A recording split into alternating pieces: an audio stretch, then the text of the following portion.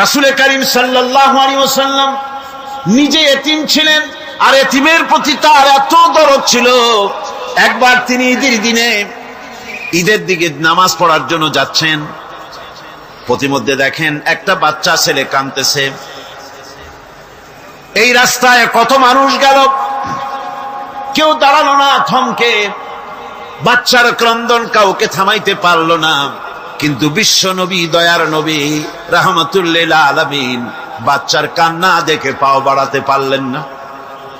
নবীজি দাঁড়ায় গেলেন, জিজ্ঞেস করেন, ও বাচ্চা, ঈদের দিনে কাঁদো কেন? ঈদের দিনে তো কাঁদতে নাই। বাচ্চা বলে, তোমার কাছে বলবো না, আমি সেই সকালবেলা থেকে বসে আছি, আমি যদি মক্কার আব্দুল্লাহর পুত্র মুহাম্মদ রাসূলুল্লাহ সাল্লাল্লাহু আলাইহি সাল্লামকে পাই, মনের দুঃখ তার কাছে বলবো। বিশ্ব নবী জমিনের উপরে বসে পড়লেন, বাচ্চারে কোলের উপরে উঠায় বলেন, বাচ্চা বলো কি তোমার দুঃখ? তুমি যার জন্য বসেছো আমি তো সেই এতিম নবী, কি বলতে চাও? বাচ্চা বলতেছেন, ইয়া রাসূলুল্লাহ, আমার বাবা মারা গেছে। সেই ছোট্টবেলায় একেবারেই তখন মায়ের পেট থেকে আমি আসার পর বাপ মরে গেল, আমার মা আর একজনের সঙ্গে বিয়ে বসেছে। সেই পুরুষটি আমারে দেখতে পারে না, আমার মা যদি আমারে কোলে করে এসে সহ্য করতে পারে না, আমারে চুমা খাইলে সহ্য করতে পারে না, আমারে খাবার দিলে মা মার খায়। আজ ঈদের দিনে রাতে আমার মা আমাকে বলল, বাবারে তোমার কপাল খারাপ, তোমার বাবা মারা গেছে, তোমাকে সাহায্য করার কেউ নাই, আমি তোমার যত্ন করতে পারলাম না, কোলে নিয়ে চুমাও দিতে পারি না, আমার এমনই কপাল খারাপ। সুতরাং এতিমের দরদ এতিম ছাড়া আর কেউ বুঝবে না। তুমি আজ চলে যাও, ওই রাস্তায়, ঈদের রাস্তায় দাঁড়ায় থাকো, মাঠের রাস্তার পাশে, বিশ্ব নবীর কাছে তোমার দুঃখ বলো, এতিমের দুঃখ তিনি বুঝবেন। আমি মায়ের কথা মতো এই জায়গায় এতক্ষণ বসে আছি, হুজুর আপনি দয়া করে, আমার কথা তো আপনার কাছে বললাম, আমার মনের এই দুঃখ। নবীজি বাচ্চার কথা শুনতেছিলেন, চোখ দিয়া পানি পড়তেছিল। বাচ্চাকে বুকের সঙ্গে জড়িয়ে ধরে নবীজি বলেন, ও এতিম, মুহাম্মদ সাল্লাল্লাহু আলাইহি ওয়াসাল্লাম যদি তোমার পিতা হন আর হযরতে আয়েশা যদি তোমার মা হয়ে যায়, বলো তোমার মনের দুঃখ মেটে নাকি? ছেলে ডুকরে কেঁদে উঠলো আর বলল, ইয়া রাসূলুল্লাহ, আপনি যদি আমার পিতা হন আর আয়েশা যদি আমার মা হয়ে যায়, এর থেকে বড় সৌভাগ্যের আমার তো আর কিছুই নাই। নবীজি এতিমকে বাড়ি নিয়ে গিয়ে হযরতে আয়েশার হাতে তুলে দিয়ে বললেন, আয়েশা রে, পবিত্র ঈদের দিনে আল্লাহ রাব্বুল আলামিন তোমার জন্য একটা উপহার পাঠিয়েছেন, এটা যত্ন করো। এতিমের প্রতি দরদ রাখার জন্য আল্লাহ রাব্বুল আলামিন বলেছেন, এতিম, মিসকিন, বিধবা, অসহায় লোক, তাদের প্রতি যাতে করে মুসলিম সমাজ লক্ষ্য রাখে, সেজন্য আল্লাহ পাক নির্দেশ করেছেন। বুখারী এবং মুসলিম শরীফের হাদিসে এসেছে, আস-সাই আলাল আরমালাত ওয়াল মিসকিন কাস-সাই ফি সাবিলিল্লাহ। বিধবাদের জন্য, মিসকিনের জন্য কেউ যদি কোনো উদ্যোগ গ্রহণ করে, কেউ কোনো সাহায্য দেয়, জিহাদের ময়দানে জিহাদ করে আল্লাহর রাস্তায় যে সওয়াব পাওয়া যায়, যে মর্যাদা পাওয়া যায় আল্লাহর কাছে, এতিম, মিসকিন, বিধবাকে সাহায্য করলে সেই সওয়াব আল্লাহ রাব্বুল আলামিন আমলনামায় দিয়ে দেন। আমাদের প্রিয় নবী এতিম মিসকিনদের খুবই ভালোবাসতেন তার নিজের চাকর হযরত যায়েদ ও আনাস রাদিয়াল্লাহু তাআলা আনহুকে। সে সম্পর্কে এখন আলোচনা করা হচ্ছে।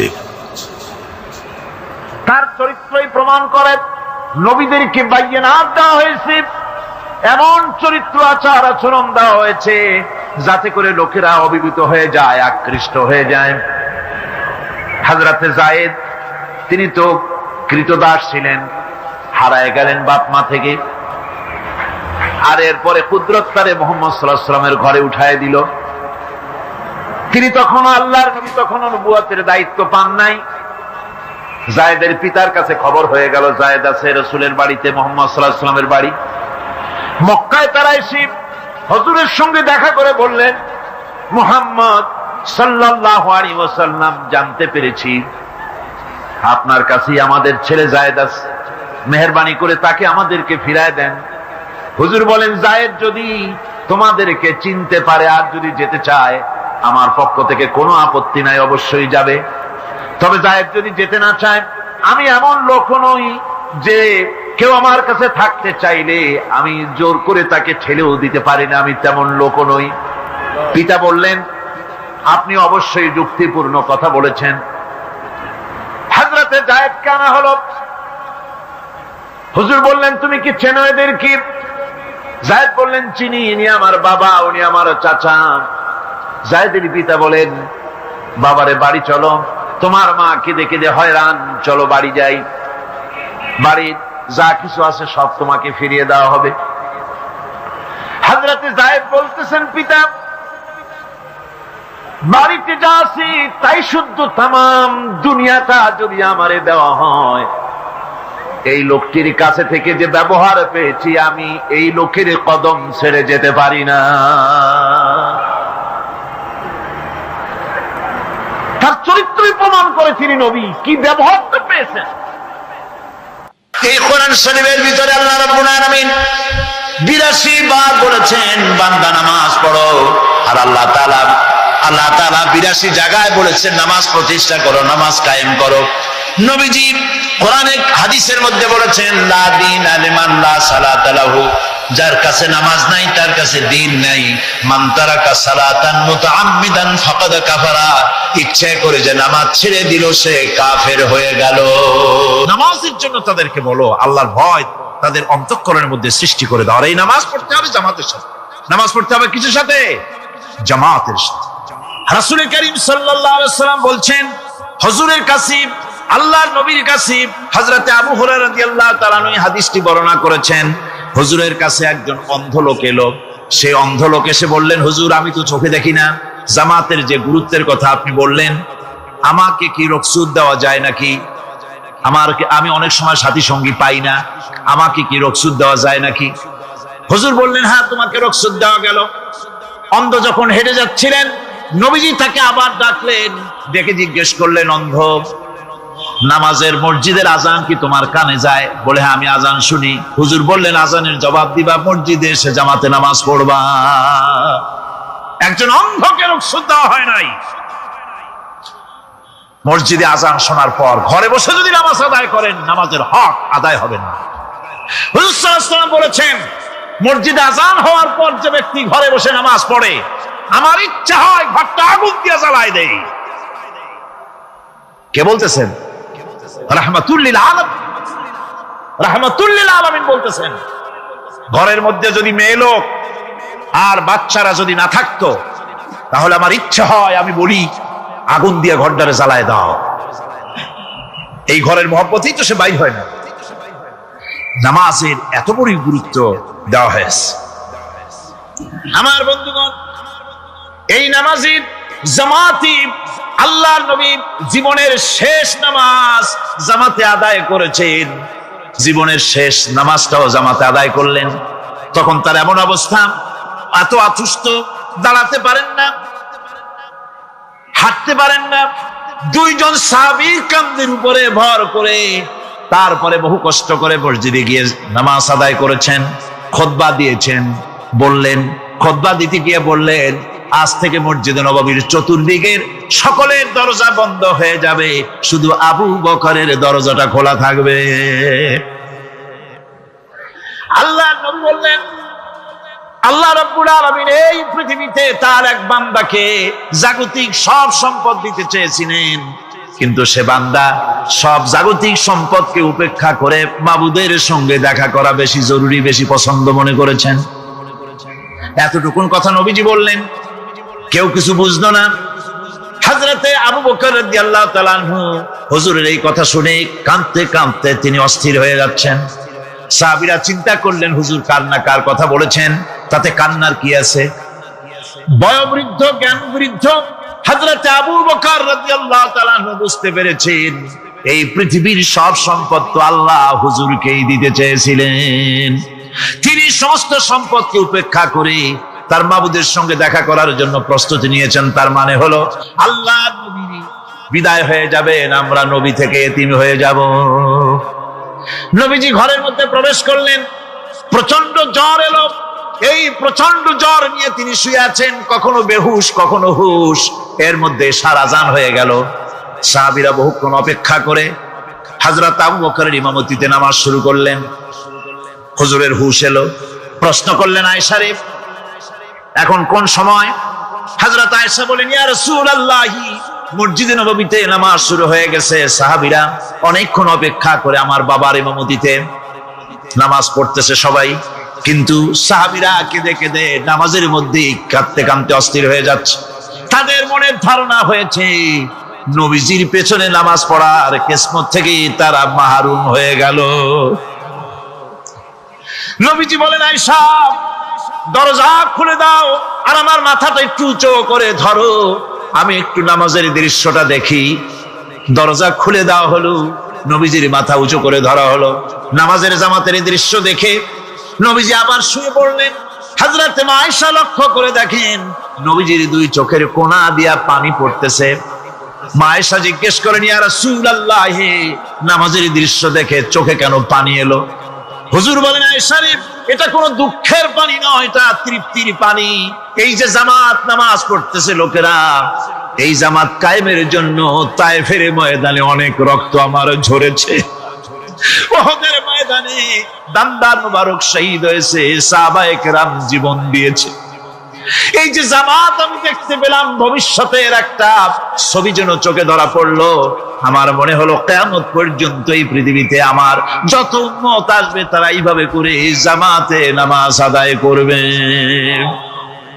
নবীজি মাথার কাছে মালাকুল মউত যখন এসে গেছেন, আমার ভাইরা, এই পৃথিবীতে যত নবীরা এসেছিলেন মৃত্যুর সময় সমস্ত নবীরা শেষ কথা যেটা বলেছেন, হাদিস, সমস্ত নবীরা উম্মতের জন্য মৃত্যুর মুহূর্তে শেষ কথা যেটা বলেছেন সেটা হলো আসসালাত, আসসালাত, নামাজ, নামাজ। আমার নবী যখন বিদায় হয়ে যান, বিদায় মুহূর্তে মেয়ের কথা বললেন না, কলিজার টুকরা নাতির কথা বললেন না, জামাইয়ের কথা বললেন না, স্ত্রীর কথা বললেন না, মৃত্যুর সময় শেষ কথা বললেন আসসালাত, আসসালাত ওয়া মা মালাকাত আইমানুকুম, নামাজ, নামাজ, আমার উম্মতেরা নামাজ, আমার উম্মতেরা নামাজ ছেড়ে দিও না, নামাজ। যেই নবী উম্মতের জন্য এত কাঁদলেন, নামাজের জন্য এত কথা বলে গেলেন, আল্লাহ রাব্বুল আলামিন নামাজের জন্য এত নির্দেশ করলেন, নবীজি ইন্তেকালের সময় নামাজের কথা বলে দিলেন, সেই মুসলমান আজ নামাজ আদায় করে না, নামাজ পড়ে তো নামাজ শুদ্ধ হয় না। হযরতে হুযায়ফা রাদিয়াল্লাহু তাআলা আনহু, তিনি একবার ইয়েমেন সফর করেছিলেন, এক মসজিদে নামাজ পড়লেন। একজনকে তিনি নামাজ পড়তে দেখলেন, নামাজ পড়তে দেখে তিনি অপেক্ষা করলেন। লোকটার নামাজ হয়ে যাওয়ার পর তিনি প্রশ্ন করলেন, আল্লাহর বান্দা, তুমি কতদিন এরকমের নামাজ পড়তেছো? তিনি বললেন, প্রায় 40 বছর তো হবে আমি এরকম নামাজ পড়তেছি। হযরতে হুযায়ফা বলেন, তুমি কি আমারে চেনো? কয়, না, চিনি না। হযরত হুযায়ফা বললেন, আল্লাহর বান্দা শোনো, আমি হচ্ছি আল্লাহর নবী মুহাম্মদুর রাসূলুল্লাহ সাল্লাল্লাহু আলাইহি ওয়াসাল্লামের সাহাবী হুযায়ফা। ও আল্লাহর বান্দা, তুমি যেভাবে নামাজ পড়েছো এইরকম যদি 40 বছর নামাজ পড়ে থাকো, আল্লাহর কসম করে বলি, নবীজি যে নামাজ শিখাইছেন তোমার সে নামাজ হয় নাই, রাসূলুল্লাহ নামাজ হয় নাই।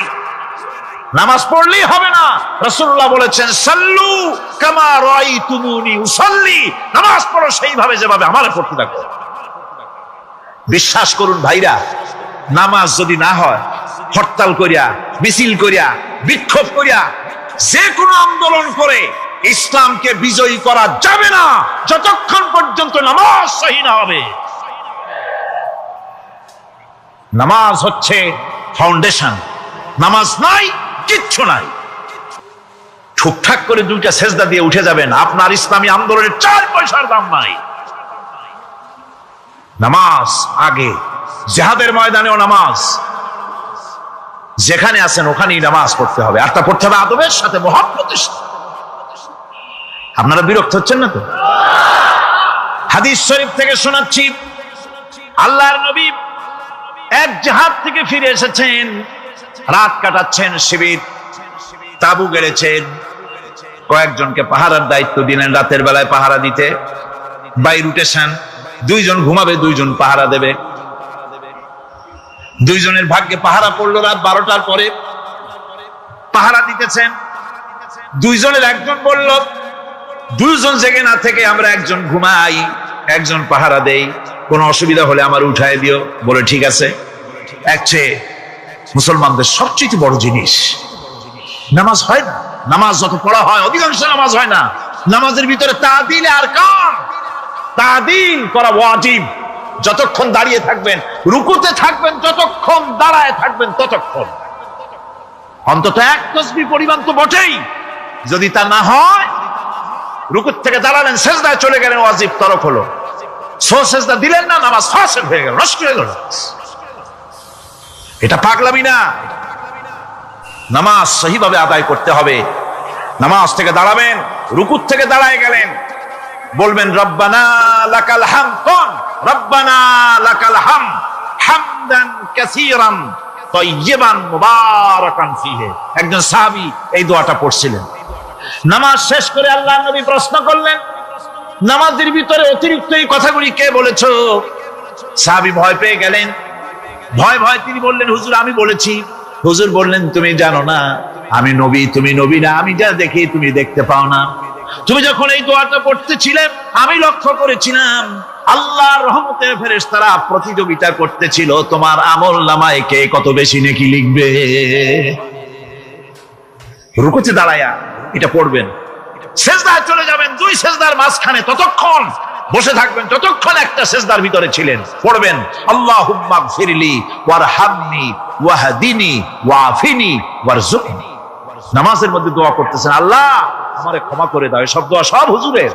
আমাকে ক্ষমা করো, আমাকে হেদায়েত দাও, আমাকে সুস্থ করো, আমাকে রহম করো, আমাকে রিজিক দাও। কও সুবহানাল্লাহ। নামাজের ভিতরে দোয়া কবুলের সময়, নামাজের সেজদার ভিতরে দোয়া কবুল হয়। এইভাবে করে রাসূল করিম সাল্লাল্লাহু আলাইহি ওয়াসাল্লামের নামাজটা কেমন হক্কানি উলামাদের কাছ থেকে জেনে নেবেন। যেহেতু হুজুর বলেছেন সাল্লু কামা রাআইতুমুনি উসাল্লি, নামাজ পড়ো সেইভাবে যেভাবে আমাকে পড়তে দেখো। নামাজের ভিতরে একাগ্রতা লাগবে, ভালোবাসা লাগবে, ভয় লাগবে, মুহাব্বত লাগবে। পরিপূর্ণ সময় নিয়ে শান্তিপূর্ণভাবে নামাজ পড়তে হবে। আর যত তাড়াহুড়া সব হচ্ছে নামাজের মধ্যে, ঠিক কিনা ভাইরা? রাসূল করিম সাল্লাল্লাহু আলাইহি ওয়াসাল্লামের যে নামাজ, হুজুর যেভাবে নামাজ পড়েছেন, হাদিসে যা পাওয়া যায়, হাদিসে বুখারীতে সব আছে, দেখে নেবেন, সেইভাবে নামাজটা আদায় করে নেবেন। কিয়ামতের দিন আল্লাহ রাব্বুল আলামিন সর্বপ্রথম বান্দাকে প্রশ্ন করবেন কি? বুখারী শরীফে এসেছে, আন আবি হুরায়রা রাদিয়াল্লাহু তাআলা قال سمعت رسول الله صلى الله عليه وسلم يقول إنما يحاسب به العبد يوم القيامة من عمله صلاته। বুখারী শরীফের হাদিস। আল্লাহ রাব্বুল আলামিনের নবী বলেন, হযরত আবু হুরায়রা হাদিস খানা বর্ণনা করেছেন, তিনি বলেন যে আমি রাসূলের মুখে শুনেছি কিয়ামতের দিন আল্লাহ রাব্বুল আলামিন সর্বপ্রথম তার বান্দার কাছে প্রশ্ন করবেন, বান্দা নামাজ আদায় করেছিলি কিনা? নামাজ সর্বপ্রথম প্রশ্ন। যেরকম সর্বপ্রথম প্রশ্নটা কি? নামাজ। এই নামাজ আপনার বাচ্চাদেরকে যখন 7 বছর বয়স হবে নামাজের হুকুম করবেন। 10 বছরে নামাজ না পড়লে প্রহার করতে বলা হয়েছে। নামাজের জন্য কড়াকড়ি করতে হবে। পুরুষ নারী মেয়েদের মাসের ভিতরে কখনো কখনো তাদের যে সমস্ত মাসলা মাসাইল আছে সেই অনুযায়ী কখনো তাদের ক্ষমা আছে, বাকি তাদের নামাজ পড়তে হবে। আর পুরুষের জন্য পাগল হয়ে যাওয়া, বেহুশ হয়ে যাওয়া ছাড়া নামাজ মাপ নাই, নামাজ পড়তেই হবে। এই যে নামাজ, যে নামাজ না হলে ঈমান থাকবে না, ঈমান নষ্ট হবে, কিয়ামতে জাহান্নামে যাওয়া লাগবে। এসব কথা শোনার পর আজকের তাফসীরুল কোরআন মাহফিলে আমরা কি ওয়াদা করতে পারি যে আমরা মালাকুল মউত যতক্ষণ পর্যন্ত আমাদের মাথার কাছে না আসবে নামাজ ছেড়ে দেব না? এই ওয়াদা কি করতে পারি? 2 হাত উঁচু করুন, বলেন ইয়া আল্লাহ, আমি তোমার নামে শপথ করছি, যতদিন মালাকুল মউত আমার মাথার কাছে না আসতেছে ততদিন পর্যন্ত ফরজ নামাজ, ফরজ রোজা ছেড়ে দেব না। ইয়া আল্লাহ, মৃত্যু পর্যন্ত ওয়াদা পালনের তৌফিক আমাকে দান করো, আমিন। আল্লাহ পাক আমাদের এই ওয়াদা মঞ্জুর করুন, জোরে কোন আমিন। আলোচনার শেষ পর্যায়ে এখন আমরা মুনাজাতের দিকে যাব। দাঁড়ানো ভাইয়েরা সবাই বসেন, মুনাজাতের শরীক হন। আল্লাহ রাব্বুল আলামিন নামাজের জন্য আমাদেরকে দোয়া শিখাই দিয়েছেন, কোন সুবহানাল্লাহ। কে শিখাইছেন দোয়া? আল্লাহ পাক দোয়া শিখালেন, রব্বি জাআলনি মুকিমাস সালাতি ওয়া মিন যুররিয়াতি রব্বানা ওয়া তাকাব্বাল দুআ। আয় আল্লাহ, আমারে আমার বিবি বাল বাচ্চারে নামাজের উপরে প্রতিষ্ঠিত করো। আল্লাহ তুমি দয়া করে দোয়া কবুল করো, জোরে কোন আমিন। এ দোয়া আপনারা করবেন। আমি চিন্তা করলাম যে আল্লাহ তাআলা জানোয়ার বলছিলেন, তা তো একটা ঠিক ছিল। জানোয়ার বলেছেন, জানোয়ার কে বললেন? পশু কে বললেন? আল্লাহ তাআলা বলেছেন। এখন চিন্তা করলাম আল্লাহ পশু বললেন, ঠিক আছে, কিন্তু পশুর চাইতেও খারাপ এই কথাটা বললেন কেন? বুঝে আসতেছিল না। আল্লাহ তাআলা বলেন, কোরআন যদি কেউ বুঝতে চায় তো বুঝার জন্য আমি তার দিল খুলে দেবো। সুবহানাল্লাহ। ওয়া মান ইয়াত্তাকিল্লাহা ইয়াজআল লাহু মাখরাজা। আল্লাহকে ভয় করে কেউ পথ চলতে চাইলে আল্লাহ পথ তৈরি করে দেন। আমি চিন্তা করে দেখলাম সত্যিই তো জানোয়ারের চাইতেও তো মানুষগুলা খারাপ। ওই সব মানুষ যারা আল্লাহরে চিনল না। কি রকম দেখেন, আপনারা অনেকে বাড়িতে কুকুর পোষেন। কুকুর পোষে না মানুষ? কুকুর সাংঘাতিক বুদ্ধিমান প্রাণী এবং প্রভু ভক্ত। লন্ডনে তো বহুত কুকুর আছে যারা স্কটল্যান্ড ইয়ার্ড বাহিনীতে চাকরি করে, ভালো ভালো চাকরি করে। ইন্সপেক্টরও আছে, কর্নেল আছে, মেজর আছে, ইন্সপেক্টর আছে। অবশ্য কুত্তায় জানে যে সে মেজর বা কর্নেল। এবং এরা দারুণ হুকুম পালন করে। চোরের ছবিটা দেখায় দেবে আর তার ব্যবহৃত কাপড়টা শুকায় দেবে, বাস শেষ কাজ।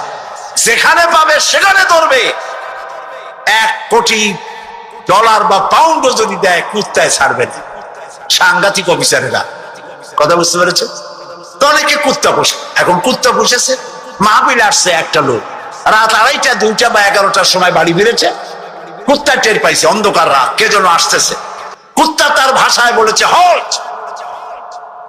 এখন বাড়িওয়ালা বলছে এই ডবলু, আদর করে নাম রাখছে কুত্তার ডবলু। একটা ধমক দিল, কুত্তা গলার আওয়াজ শুনে বুঝে ফেলেছে। কিন্তু কুত্তা গলার আওয়াজ বোঝে না। কুত্তা তো ভালো গরুতেও বোঝে। আপনি আপনার গরুরে ডাক দেন অন্ধকারে, গরু আপনার ডাকের সাড়া দেবে, কাছে আসবে। আসেন এরকম? অন্ধকারে গিয়ে গরুর ডাক দিলে বাড়িওয়ালার ডাকে গরু সাড়া দিয়ে আসে না? বিল দিয়ে আসে না? কুত্তায় থেমে গেল, বুঝতে পারলো এ তো আমার মালিক, আমি তো ভুল করছি। যখন মালিক কাছে আসলো, কুত্তায় লেজ লড়াইয়া গাছ সাথে মিশে মিশে লেজ লড়াইতে লাগলো। তার ভাষায় সে বলতে লাগলো, আই এম এক্সট্রিমলি সরি। ও গ্রিন সিগন্যাল, লেজ নাড়াইয়া গ্রিন সিগন্যাল দিয়ে দিল, হুজুর আপনি যাইতে পারেন, স্যার আপনার জন্য দরজা খোলা। কিন্তু এইখানে যদি চোর হইতো আর ডাকাইত হইতো আর যত বলতো ডবলু থাম, তাহলে সে কি থামতো? গর্দানে কামড়াইতো, না হয় ঠ্যাঙ্গে কামড়াইয়া ঠ্যাং ঠং ভেঙে দিত, ঠিক কিনা? তাহলে বোঝা গেল কুত্তায় মালিকও চেনে, শত্রুও চেনে। আল্লাহ কয় উলাইকা কাল আনাম, এগুলো জানোয়ারের চাইতে খারাপ, বালহুম আদাল, এই জন্য খারাপ। কুত্তায় তো মালিক চিনলো, দুশ্মনও চিনলো, বন্ধুও চিনলো। এই মানুষগুলি আল্লাহকে চিনল না, প্রভুকে মালিককে চিনল না, তাকে অস্বীকার করলো। কুত্তার চাইতেও নিকৃষ্ট। প্রিয় ভাই সব, মানুষের এই 3 প্রকারের দিল, সুস্থ দিল, অসুস্থ দিল, আরেকটি হলো কি দিল? মৃত্যু দিল। সকল প্রকার দিলের একটা চিকিৎসা আল্লাহ কোরআনে করে দিয়েছে। সুবহানাল্লাহ। আল্লাহ রাব্বুল আলামিন বলেন, সব হৃদয় জনিত, কলব জনিত রোগের চিকিৎসা হলো আলা বিযিকিরিল্লাহি তাতমাইন্নুল কুলুব। একমাত্র আমার স্মরণ, আমার জিকির, আমার স্মরণ মানুষের অন্তরাত্মাকে ঠান্ডা করে দিতে পারে, কলিজা ঠান্ডা করে। যেখানে তার মর্যাদা আছে, সারা পৃথিবীর সব মানুষ যদি আল্লাহকে অস্বীকার করে, ওই স্তর থেকে 1 ডিগ্রি নিচে নামানো যাবে না, অসম্ভব। এই জন্য কৃতজ্ঞতা যে প্রকাশ করে সে আল্লাহর জন্যই করে। আমরা যদি আল্লাহর জিকির আজগার না করি, আল্লাহর ক্ষমতা শেষ নাকি? বলেন। আল্লাহ রাব্বুল আলামিন বলেন, ইউসাব্বিহু লিল্লাহি মা ফিস সামাওয়াতি ওয়া মা ফিল আরদ আকাশে যা কিছু আছে, জমিনে যা কিছু আছে, এর মাঝখানে যা কিছু আছে সব আমার জিকির করছে, আমার তাসবিহ করছে। আপনারা বসন্তকালে গাছের ডালে শোনেন কোকিল পাখি কুহু কুহু করে ডাকতেছে। আল্লাহ রাব্বুল আলামিন বলেন ওয়ালাকিন লা তাফকাহুনা তাসবিহাহুম, তোমরা ওদের তাসবিহ বোঝো না, তোমরা শোনো কুহু কুহু, আসলে সে ডাকে আল্লাহু আল্লাহু। বউ কথা কও, আছেন একটা পাখি মমন সাইতে নাই, আছে, ছোটবেলা থেকে শুনতেছি বউ কথা কও, বউ কথা কও। ওর বউ এত অভিমান করলো কেন? কথা মোটে কয়ই না। আসলে বউ কথা কও আমরা শুনি, আর আল্লাহ বলছেন ওয়ালাকিন লা তাফকাহুনা তাসবিহাহুম, ওরা আমার জিকির করছে, তোমরা বুঝো না। মানুষ বুঝবে কেন? মানুষ তো আন্দাজে যা শোনে শব্দের সাথে আপনি যা মিলাবেন তাই কিন্তু হয় ভাই। যেমন ট্রেন ছাড়ছে, ট্রেন যখন ছাড়লো তো প্রাথমিক আওয়াজ শোনা যায় যাচ্ছি যাব, যাচ্ছি যাব। যখন জোরে চলে তখন শোনা যায় যাচ্ছি যাব, যাচ্ছি যাব, এরকম শোনা যায়, ঠিক না? শব্দের সাথে এরকম যা মিলাবেন তাই হবে। মৃত্যু দিল কি? মৃত্যু দিল সম্পর্কে আল্লাহ বলছেন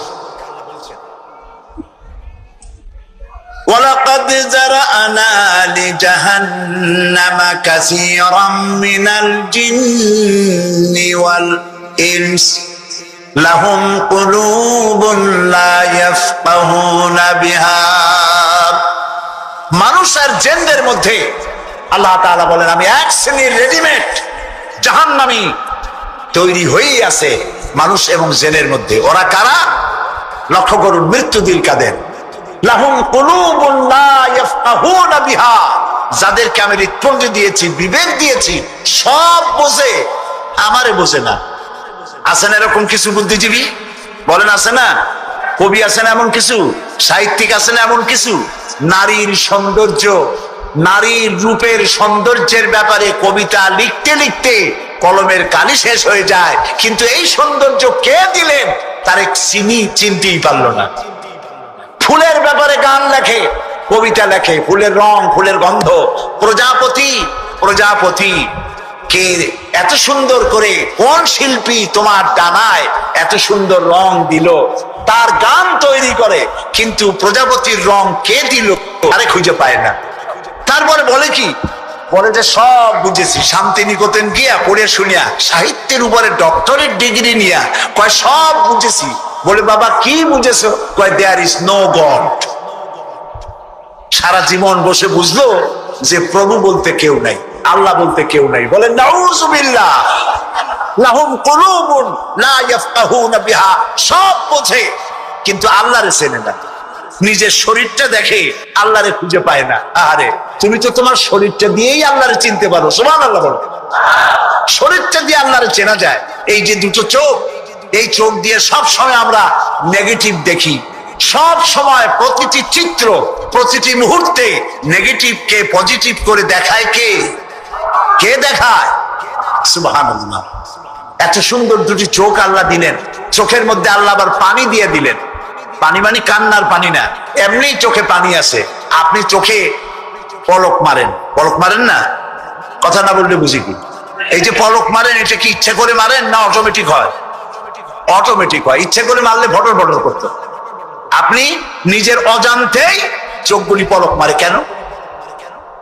আল্লাহ রাব্বুল আলামিন মানুষের কল্যাণের জন্য এমন অটোমেটিক ব্যবস্থা করে তিনি রেখে দিয়েছেন।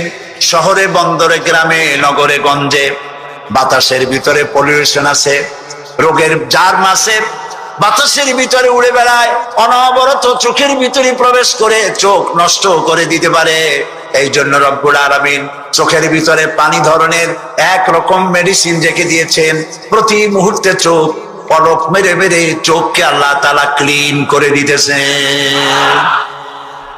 শরীরের ভিতরে একটা শরীর দিয়ে আল্লাহকে চেনার জন্য যথেষ্ট। এই শরীরে আল্লাহ অসংখ্য রগ রেশা দিয়েছেন। মাথা থেকে শুরু করে পা পর্যন্ত যতগুলি নার্ভ আছে, সবগুলি নার্ভ ছিঁড়ে ছিঁড়ে যদি জোড়া লাগানো যায়, পুরা পৃথিবী একবার ঘুরে আসা যাবে। সুবহানাল্লাহ কইতে ইচ্ছা করে না? আর যদি পাশাপাশি সাজায় রাখেন 3 একর জমিন লাগবে একটা মানুষের রগ সাজায় রাখতে। এই রগগুলি দিয়ে আপনি আমি যা খাই এটাকে বলা হয় কার্বোহাইড্রেট। চাউল চাউল জাতীয় খাদ্য, আটা আটা জাতীয় খাদ্য, চিনি জাতীয় খাদ্য, আর ডাল ডাল জাতীয় খাদ্য। এই 4 প্রকারের খাদ্য হলো কার্বোহাইড্রেট। এগুলি মানুষে খাইলে পরে শরীরের ভিতরে এর থেকে রক্ত হয়, এর থেকে পেশাব পায়খানা হয়ে বর্জ্য বেরিয়ে যায়। আর যেটা রক্ত হয় সেই রক্তটাকে গোটা শরীরে প্রবাহিত করে শরীরটাকে আল্লাহ উষ্ণ রাখেন, সেজন্য এত রগ রেশা দিয়েছেন। এখন এই রক্তগুলিকে মাথা থেকে শুরু করে পা পর্যন্ত পৌঁছে দেওয়ার জন্য আল্লাহ একটা জেনারেটর রেখে দিয়েছেন বুকের মধ্যে। কন্ত বুদ্ধি করে জেনারেটর নামটা কি? মাশাআল্লাহ বুঝে ফেলেছেন। জেনারেটর নাম হার্ট। সেটা অনবরত সিস্টোলিক এন্ড ডায়াস্টোলিক এভাবে করে সম্প্রসারণ সংকোচন এরকম করতেছে।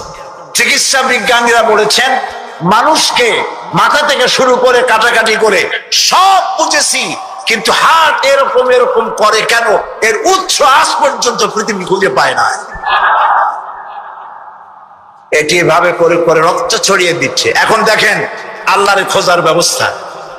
মানুষ খাইয়া খাইয়া তারপরে হার্টের মধ্যে চর্বি গিয়ে জমে। হার্টের মধ্যে যে করোনারি আর্টারির মধ্যে গিয়ে চর্বি জমতে লাগলো। হঠাৎ করে রক্ত প্রবাহ যখন বন্ধ হতে থাকে, আর চলতে পারে না, তখন অ্যানজাইনা হয়, হার্টে বেদনা শুরু হয়। এই বেদনা শুরু হলে তাড়াতাড়ি ডাক্তার এনজিওগ্রাম করে তারপর দেখে কতটা নষ্ট হয়েছে। ওইটাকে যদি প্রয়োজন হয় রগ বদলাবার, তখন তাকে বাইপাস করা হয়। বাইপাস করে নতুন রগ লাগাতে হবে। এখন বলেন এই নতুন রগ কোথায়? গরুর রগ লাগাইলে হবে? বলেন ছাগলের রগ?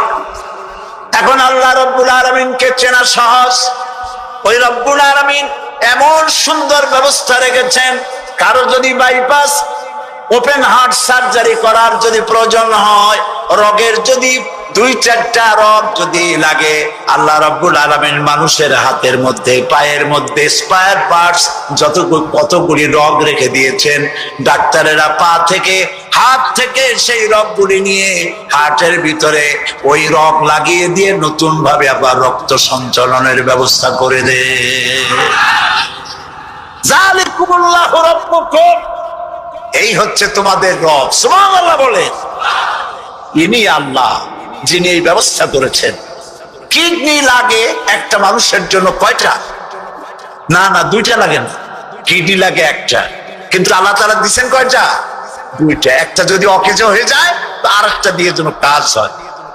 লক্ষ্য করুন, আপনার মেমোরি, আপনার মগজ, আপনার ব্রেন, যে ব্রেনটা যে মগজটা মাথার মধ্যে আছে, এই মগজের মধ্যে রয়েছে অসংখ্য সেল, কোষ, CELL, অসংখ্য কোষ, ডাইরেক্ট অ্যাকশন। সুবহানাল্লাহ।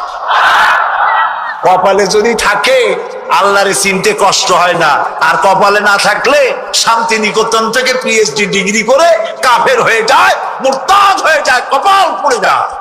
এই জন্য অল্পের মধ্যে বুঝতে সহজ যদি ঈমান থাকে কিসমতে। প্রিয় ভাই সব, আল্লাহ রাব্বুল আলামিন বলছেন লাহুম কুলুবুন লা ইয়াফকাহুনা বিহা, তাদেরকে হৃদয় দিয়েছি, তাদেরকে বিবেক দিয়েছি, সব বুঝলো, আমারে বুঝলো না। মাওলানা রুমের সেই ঘটনাটা আমি শ্রোতাদেরকে শোনাই, যে গাধার একটা পদচিহ্নের ভিতরে গাধা হেঁটে যাচ্ছিল রাস্তা দিয়া, নরম মাটিতে পায়ের চিহ্ন পড়ে গেছে, গর্ত হয়েছে, সেই গর্তের ভিতরে গাধা পেশাব করেছে, গর্তটা পরিপূর্ণ হয়ে গেছে গাধার পেশাবে। পিঁপড়া একটা যাচ্ছিল কোথাও, সে হাঁটতে হাঁটতে গাধার পেশাবের মধ্যে পড়ে গিয়েছে, সামান্য বাতাসে পানিটা নড়তেছিল। পিঁপড়া তখন নাকি বলতেছে যে ভূগোলের পাতায় পড়েছিলাম সেই পাঠশালার জীবনে, পৃথিবীতে নাকি আটলান্টিক নামক একটা মহাসাগর আছে, শেষ পর্যন্ত আমি সেই আটলান্টিক মহাসাগরেই পড়ে গেলাম। এই উত্তাল ঢেউ অতিক্রম করে কেমনে আমি কিনারায় যাব? কোত্থেকে যেন একটা শুকনা তেঁতুলের পাতা এসে পড়েছে গাদার পেশাবের ভেতরে। পিঁপড়া বহু কষ্ট করে ওই পাতার উপরে উঠে বসেছে। পাতাটি ঢেউয়ের তালে তালে সামনের দিকে এগিয়ে যাচ্ছে। পিঁপড়া এখন খুব দাম্ভিকতার সাথে, অহংকারীর সাথে পিঁপড়া বলছে, ইতিহাসের পাতায় পড়েছিলাম পৃথিবীতে নাকি টাইটানিক নামক বিরাট এক জাহাজের অস্তিত্ব ছিল। শেষ পর্যন্ত ভাগ্যের জোরে আমি সেই টাইটানিকের নাবিক হয়ে বসলাম। কি সাংঘাতিক! আমি আজ টাইটানিকের গর্বিত নাবিক, আর এই আটলান্টিকের উত্তাল ঢেউ পাড়ি দিয়ে চলছে আমি আমেরিকা আবিষ্কারের জন্য। গাধার পেশাবের ভিতরে তেঁতুলের পাতায় বসে পিঁপড়ার যে অহংকার! আমার দেশের তথাকথিত নাস্তিক মোরতাদ জাতীয় বুদ্ধিজীবীরা এর চাইতেও নিকৃষ্ট।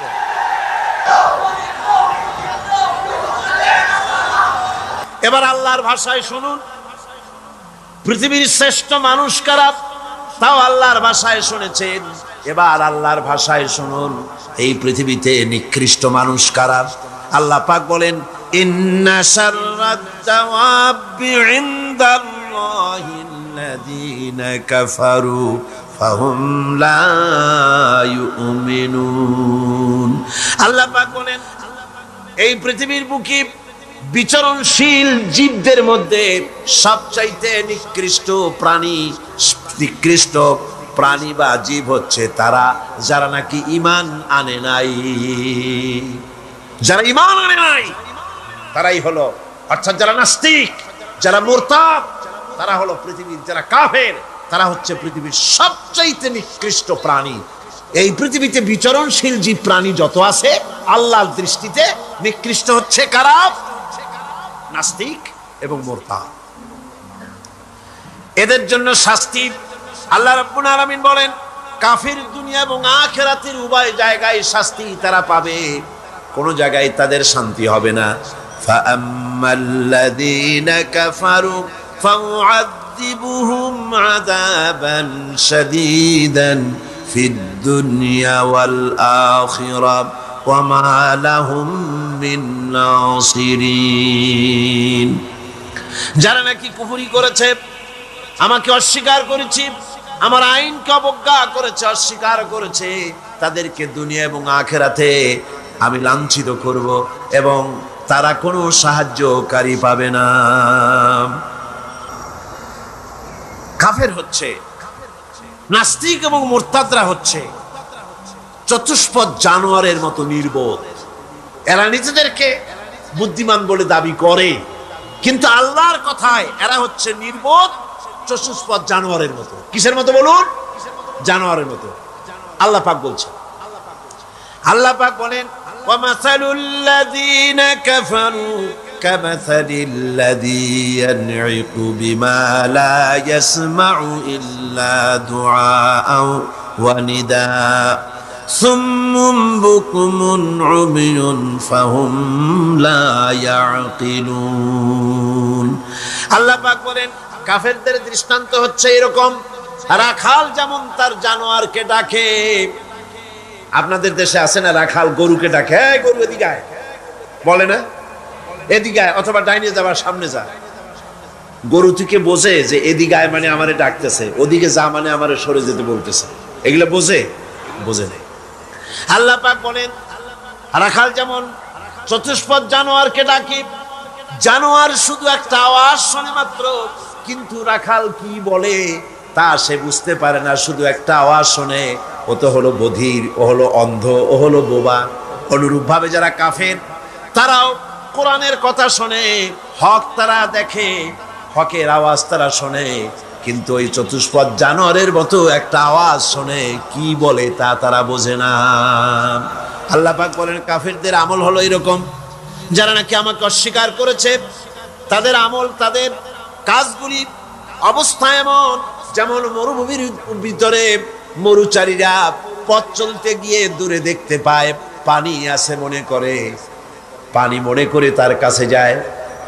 যখন কাছে চলে গেল, যারে পানি মনে করেছিল, হাত্তা ইযা জাআহু লাম ইয়াজিদহু শাইয়া, যাকে পানি মনে করেছিল কাছে গিয়ে দেখলো কিছুই পেল না, পানি নাই। আছেন এরকম? মরিচিকা বোঝেন? এই যে চৈত্র মাস, বৈশাখ মাসের যখন প্রচন্ড রোদ হয়, তখন বীজ ঢালা রাস্তার উপরে দেখবেন দূরের থেকে মনে হবে যেন পানি চিকচিক করছে। আসলে কি পানি? না। মরুভূমির উপরে পথ চলতে গিয়ে ওইরকম দেখা যায়, বিরাট জলাশয়, মনে হবে অনেক পানি আছে ওখানে।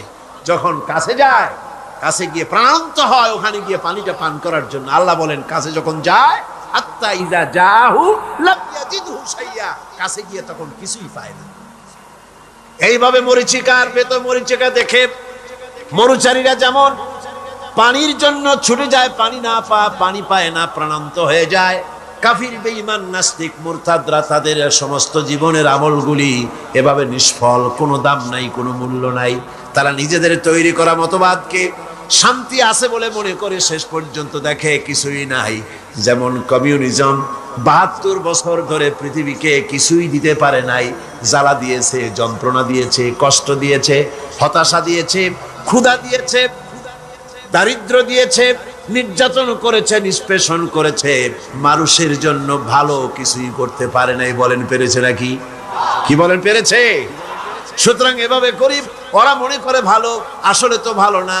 আসল ভালো তো আল্লাহ রাব্বুল আলামিন যেটা বান্দার জন্য করেন, এর থেকে ভালো আর কিছু হতে পারে না। কি বলেন? পারে?